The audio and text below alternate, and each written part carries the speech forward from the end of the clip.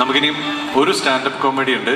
ആ ആൾ വരുന്നാൽ നിങ്ങൾ ചിരിച്ചിരിക്കും. നമ്മൾ ഒരുപാട് ചാനലുകളിലൂടെയും ഒപ്പം റീൽസുകളിലൂടെയും നമ്മളെ വല്ലാണ്ട് ചിരിപ്പിച്ചിട്ടുള്ള നമ്മുടെ പ്രിയപ്പെട്ട സിദ്ദിഖി റോഷൻ അദ്ദേഹത്തിന് വേണ്ടി വേദി വിട്ടുകൊടുക്കുകയാണ്. Please welcome. നമസ്കാരം. എന്തായാലും കുറച്ച് നേരമായിട്ട് ഒരുപാട് നല്ല പെർഫോമൻസുകൾ, പാട്ടും കാര്യങ്ങളും ഇങ്ങനെ പോയി. ഞാൻ കുറച്ച് നേരം ഒന്ന് നിങ്ങളുടെ മൂഡൊന്ന് ചേഞ്ച് ചെയ്യാൻ ശ്രമിക്കുകയാണ്. കുറച്ച് മിമിക്രി ഇഷ്ടമാണോ, സ്റ്റാൻഡപ്പ് കോമഡി ഇഷ്ടമാണോ? ഇത് രണ്ടും കൂടെ ബ്ലെൻഡ് ചെയ്തിട്ട് ഞാൻ ഒരു പരിപാടി ഉദ്ദേശിക്കുന്നത് വേറൊന്നുമല്ല. ഞാൻ ഈ മാക്റ്റയുടെ ഈ പ്രോഗ്രാമിൽ 30ാമത്തെ സെലിബ്രേഷൻ എന്ത് ചെയ്യുമെന്ന് ഇങ്ങനെ ആലോചിച്ചുകൊണ്ടിരുന്നപ്പോൾ ഇപ്പോൾ ബാക്ക് സ്റ്റേജിൽ നിന്നപ്പോൾ എനിക്ക് പെട്ടെന്ന് കിട്ടിയ ഒരു ഐഡിയ ആണ്. ഇവിടെ ഒരുപാട് ആളുകൾ വന്നു, ഒരുപാട് ഡയറക്ടേഴ്സ് ഉണ്ടായിരുന്നു, ഒരുപാട് ആക്ടേഴ്സ് എല്ലാവരും വന്നു. പക്ഷേ ഒരാളെ മാത്രം വിളിച്ചില്ല ഈ ഒരു വേദിയിൽ. ഇപ്പോൾ നമ്മുടെ സോഷ്യൽ മീഡിയയിലൊക്കെ വളരെ സജീവമായിട്ട് നമ്മൾ വാർത്താ ചാനലൊക്കെ തുറന്നു വെച്ച് കഴിഞ്ഞാൽ ഇദ്ദേഹമാണ് വരിക, വലിയ കണ്ണാടിയൊക്കെ വെച്ചിട്ട്. വേറെ ആരുമല്ല, നമ്മുടെ പ്രിയപ്പെട്ട ബാലച്ചേട്ടൻ. ഇപ്പോൾ ബാലച്ചേട്ടനെ വിളിച്ചില്ല. സാധാരണ വിളിച്ചിട്ടാണല്ലോ എല്ലാവരും വരുന്നത്. ഇപ്പോൾ മൂപ്പരെ വിളിച്ചില്ലായിരുന്നെങ്കിൽ മൂപ്പര് ഇപ്പോൾ വന്നു കഴിഞ്ഞാൽ മൂപ്പര് പറയുന്നത് ഇങ്ങനെയായിരിക്കും. ശ്രദ്ധിച്ച് കേൾക്കണം. വളരെ ലോജിക്കായിട്ടൊരു കാര്യം പറയട്ടെ. ഇത് മാക്റ്റയുടെ പ്രോഗ്രാം അല്ലേ? ഇത്ര വലിയൊരു പ്രോഗ്രാം ഇവരെ നടന്നിട്ട് ഇവരത്തെ സാറന്മാർ എല്ലാവരും എന്നെ മാത്രം വിളിച്ചില്ല. അത് റാങ് അല്ലേ? This is rang. പക്ഷെ ഞാൻ ഒരു കാര്യം പറയാം, ഇത് ഞാൻ ആഗ്രഹിച്ച ഒരു വേദി ഇവരെ വരണം എന്നുള്ളത്. കാരണം എൻ്റെ ഒരുപാട് ഗുരുക്കന്മാർ ഇവിടെ ഉണ്ട്. ഇപ്പോൾ ഞാൻ ഒരുപാട് ആഗ്രഹിച്ച വേദി നിങ്ങളെല്ലാവരും കാണാൻ സാധിച്ചതിൽ ഒരുപാട് സന്തോഷം. ആ മഞ്ചൽ തട്ടനിട്ട ചേച്ചിനെ കാണുമ്പോൾ എനിക്ക് ഹൃദയം സിനിമയിലെ ഒരു ഡയലോഗ് പറയാൻ തോന്നുന്നു. നമ്മളെ പ്രണവ് പറയില്ലേ, എന്താ പേരെന്താ, എന്താ നിങ്ങളുടെ പേരെന്താ? ഹസീന. ഫസീല, നീ മുടി ഇങ്ങനെ കെട്ടിവെക്കരുത്, നീ അലിച്ചിട്, നിന്നെ കാണാൻ നല്ല രസം ഉണ്ടാവും ഫസീല. ഇങ്ങനെയായിരിക്കും മൂപ്പര് വന്നിട്ട് പോവാ. അപ്പോൾ ബാലചേട്ടൻ ഇങ്ങനെയായിരിക്കും. ഇതുപോലെ തന്നെ ഞാനിപ്പോൾ മാക്റ്റയുടെ ഒരു കാര്യം ശ്രദ്ധിച്ചപ്പോൾ ഏറ്റവും കൂടുതൽ ഇവിടെ സീനിയർ ആയിട്ടുള്ള ഞാനൊക്കെ കുട്ടിക്കാലം മുതൽ കണ്ട് അല്ലെങ്കിൽ ഒരുപാട് ഇഷ്ടപ്പെട്ടിരുന്ന ഒരുപാട് ഡയറക്ടേഴ്സിനെ കണ്ടു. ആ ഒരു നിരയിൽ ഇന്നിവിടെ ഉണ്ടാവേണ്ട ഒരാളായിരുന്നു എന്ന് എനിക്ക് തോന്നി. നമ്മുടെ പ്രിയപ്പെട്ട ലാൽ സാർ, സിദ്ദിഖ് ലാൽ സാർ കോമ്പോയിലെ ലാൽ സാറ്. അപ്പോൾ ലാൽ സാറിൻ്റെ ഒരു പ്രത്യേകത എന്ന് വെച്ച് കഴിഞ്ഞാൽ, ലാൽ സാറ് ശ്രദ്ധിക്കുന്നത്, നമ്മൾ സംസാരിക്കുന്നത് ഇങ്ങനെ ശ്രദ്ധിച്ചിരിക്കണം. ചില സംഭവങ്ങളൊക്കെ അത് ലാൽ സാറിൻ്റെ പ്രശ്നമല്ല, ചിലപ്പോൾ ഇവിടുത്തെ ഓഡിയോ കൺസോളിൻ്റെ പ്രശ്നമായിരിക്കും, അല്ലെങ്കിൽ മൈക്കിൻ്റെ ഒക്കെ പ്രശ്നമായിരിക്കും. ഇപ്പം ലാൽ സാർ ഇപ്പോൾ ഇവിടെ ലൈവ് ഉണ്ടായിരുന്നെങ്കിൽ അദ്ദേഹം സംസാരിക്കുന്നത് ശ്രദ്ധിച്ചിരിക്കണം കേട്ടോ.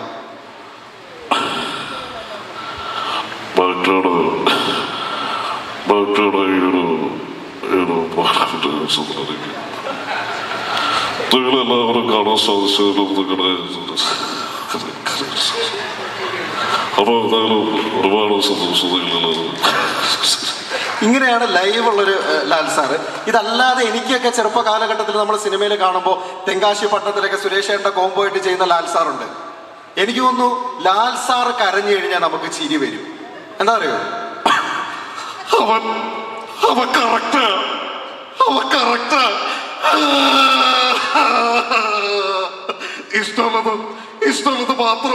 ഇഷ്ടമുള്ളത് മാത്രം നീ പറയരുത്.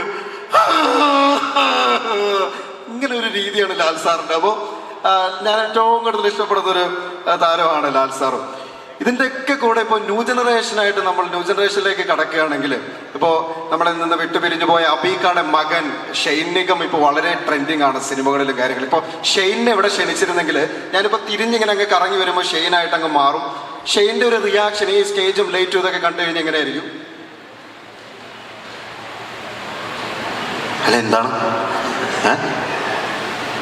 വേറൊരു പരിപാടിയാണ്, മാക്റ്റയുടെ പരിപാടിയാണ്, വേറെ മൂഡാണ്, കളറാണ്, വൺ ലവ് ആണ്, അടിപൊളി വൈബ്. ഞാൻ ഇവിടെ വന്നപ്പോൾ ഒരു സ്കിറ്റ് കണ്ട് പൊളിയായിരുന്നു, പിന്നെ പാട്ട് കണ്ട് പൊളിയായിരുന്നു. എനിക്ക് 2 സ്റ്റെപ്പ് ഇടണമെന്നുണ്ടായിരുന്നു, പക്ഷെ സമയം കിട്ടിയില്ല. എന്തായാലും എന്താണ് അല്ല ഞാൻ ലേറ്റ് പെട്ടെന്നടിച്ചപ്പോൾ വേറൊരു ട്രിപ്പിലേക്ക് പോയി, തിരിച്ചു വരാൻ പറ്റും. അപ്പം എന്തായാലും എല്ലാവരും അടിച്ച് പൊളി കളറാക്കും, പൊളിയാക്കുക. ഇപ്പം ഇങ്ങനെയൊക്കെ വൺ ലവ് കളർ അങ്ങനെയൊക്കെ കുറേ സംഭവങ്ങൾ പറഞ്ഞിട്ട് മൂപ്പരങ്ങ് പോവും. ഇനി വേറൊരാളുണ്ട്, തൊട്ടേന് ഷൈൻ ടോം ചാക്കോ. അതെ, മാഡം പറഞ്ഞു, മാഡം കറക്റ്റായിട്ട് പറഞ്ഞു. ഷൈൻ ടോം ചാക്കോ ഉണ്ടെങ്കിൽ വേറെ പ്രശ്നമൊന്നുമില്ല. ഇവിടെ എന്താ പരിപാടി, മാക്റ്റയുടെ പരിപാടിയാണോ? മേഘയുടെ പരിപാടിയായിട്ട് എന്താ എന്നെ വിളിക്കാനേ? ഇവിടെ എല്ലാരും വിളിച്ചോണ്ടല്ലോ. ചില ആളുകൾ ചോദിക്കുക എന്ത് സാധനം അടിച്ചത്, നാളെല്ലാവരും അടിക്കുന്ന സാധനം അടിക്കുക, അല്ല പ്രത്യേക സാധനങ്ങളൊന്നും അടിക്കില്ല. എന്തായാലും അവിടെ വരാൻ സാധിച്ചു തബലായിട്ട് ഇങ്ങനെ ഇരിക്കണേ. ഇടയ്ക്ക് 2 കൊട്ടൊക്കെ കൊട്ടതില്. എന്തായാലും കൊള്ളാം. ആരും ഫോണൊന്നും ഇല്ല എറിഞ്ഞ് തല്ലി പൊട്ടിക്കാൻ. എന്തായാലും നന്ദി, നമസ്കാരം. അല്ലേ? ആ സിനിമാക്കാർക്ക് മാത്രമാണ് പ്രശ്നം, സിനിമാക്കാർക്ക് മാത്രമാണ് പ്രശ്നം. ഇങ്ങനെ ആയിരിക്കും. പുള്ളി ബന്ധമില്ലാത്ത കുറെ കാര്യങ്ങളൊക്കെ ഇങ്ങനെ പറഞ്ഞു പോകും. ചില സമയത്ത് മൂപ്പർ എന്താ സംസാരിക്കാൻ നമുക്ക് പിടികിട്ടില്ല. അങ്ങനെ ഒരു രീതിയിലേക്ക് കറങ്ങി തിരിഞ്ഞു പോകും. ഇനി ഞാൻ ഒന്ന് ബോളിവുഡിലേക്ക് കിടക്കുകയാണെങ്കിൽ ഞാൻ ഒരുപാട് ഇപ്പോൾ കുറെ സംഭവങ്ങളൊക്കെ ഇങ്ങനെ ഡബ് ചെയ്യാറുണ്ട്. ഞാനൊരു ചെറിയ ഡബിങ് ആർട്ടിസ്റ്റാണ്.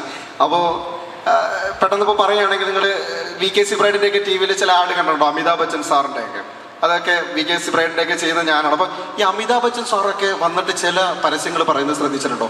അംബൂജ സിമെന്റിന്റെ ഒക്കെ ഉറപ്പുള്ള കമ്പികൾ ഇങ്ങനെയൊക്കെ വന്നിട്ട് പറയാം. അതുപോലെ അക്ഷയ് കുമാർ സാറ് ഏതാ ഹാർപ്പിക്കിന്റെ ഹാർപ്പിക് ഉപയോഗിക്കൂ, പച്ച നിറത്തിൽ നിങ്ങൾക്കും നിങ്ങളുടെ കുടുംബം വൃത്തിയാക്കാം എന്നൊക്കെ പറഞ്ഞിട്ട് പുള്ളി പറയുകയാണ്. അപ്പോൾ ഇത് നമ്മളെ പോലുള്ള ഡബിങ് ആർട്ടിസ്റ്റുകൾ ചെയ്താണ് അതങ്ങനെ ആക്കുന്നത്, അവരല്ല. പക്ഷേ ഈ അക്ഷയ് കുമാർ സാറിന്റെ കാര്യം ഞാൻ എടുത്ത് നോക്കുമ്പോൾ ഹിന്ദി സിനിമയിൽ ഏറ്റവും കൂടുതൽ ഇപ്പോൾ മലയാളത്തിലേക്ക് പടങ്ങൾ റീമേക്ക് ചെയ്യുന്നത് നമ്മുടെ അക്ഷയ് കുമാർ സാറാണ്. സാറിന് അവിടെ കില്ലാടി എന്നാണ് നമ്മൾ പറയുന്നത് അല്ലേ? കില്ലാടി 786 ഒക്കെ അല്ല, കില്ലാടി മറ്റേത് മറിച്ചത്, അങ്ങനെ ഒരുപാട് കില്ലാടി പടങ്ങളുണ്ട്. അപ്പോൾ സാറിന് നമ്മുടെ മലയാളത്തിലെ 1-2 സിനിമകൾ കണ്ടിട്ട് അതൊക്കെ റീമേക്ക് ചെയ്യാൻ ഒരു ആഗ്രഹം. അപ്പോൾ ഈ അടുത്ത് മഞ്ഞുമൽ ബോയ്സ് എന്ന് പറഞ്ഞൊരു സിനിമ ഇറങ്ങിയല്ലോ. അപ്പോൾ പുള്ളി വന്നിരുന്ന് ഇങ്ങനെ പറഞ്ഞേനെ, മലയാളം ഫിലിം ഇൻഡസ്ട്രി സൂപ്പറാണ്. ഞാൻ ഈ അടുത്തൊരു സിനിമ കണ്ടു, മഞ്ഞുമൽ ബോയ്സ്. അത് ഞാൻ റീമേക്ക് ചെയ്യാൻ പോകുന്നു ഹിന്ദിയിലേക്ക്. പേര് വയ്ക്കും ഗുഹ കാ കില്ലാടി. അപ്പോ ഈ സിനിമയിൽ ഞാൻ ഈ ഗുഹയുടെ അകത്തേക്ക് ഇങ്ങനെ വീണു പോകും. കുട്ടേട്ടാ കുട്ടേട്ടാന്ന് വിളിക്കും. ഒരാളും വിളിക്കാൻ വരില്ല രക്ഷിക്കാൻ.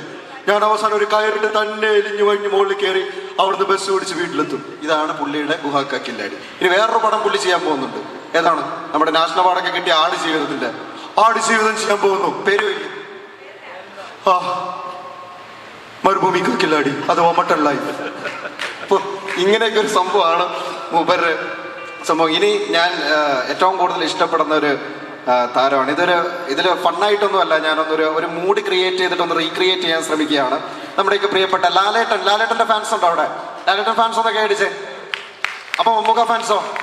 മമ്മൂക്കയുടെ പിറന്നാളും കൂടെയാണ് ഇന്നത്തെ ദിവസം എന്ന് പറയുന്നത്. അപ്പോൾ ലാലേട്ടൻ്റെ ഒരുപാട് കഥാപാത്രങ്ങൾ നമ്മുടെ മനസ്സിലുണ്ടെങ്കിലും എനിക്ക് എപ്പോഴും ഫേവറേറ്റ് ആയിട്ടുള്ളത് ലാലേട്ടൻ 2 അടിച്ചിട്ടൊക്കെ വന്നു കഴിഞ്ഞാൽ ഒരു രീതി തന്നെ ഒരു വേറെ ലെവലാണ്. ഇപ്പം നരൻ എന്ന് പറയുന്ന ജോസ് സാറിൻ്റെ സിനിമയിലെ നരനിലെ ലാലേട്ടൻ്റെ ഒരു സംഭവം ഞാനൊന്ന് ചെയ്യാം. ലാലേട്ടനായിട്ടൊന്ന് മാറാൻ ശ്രമിക്കാം.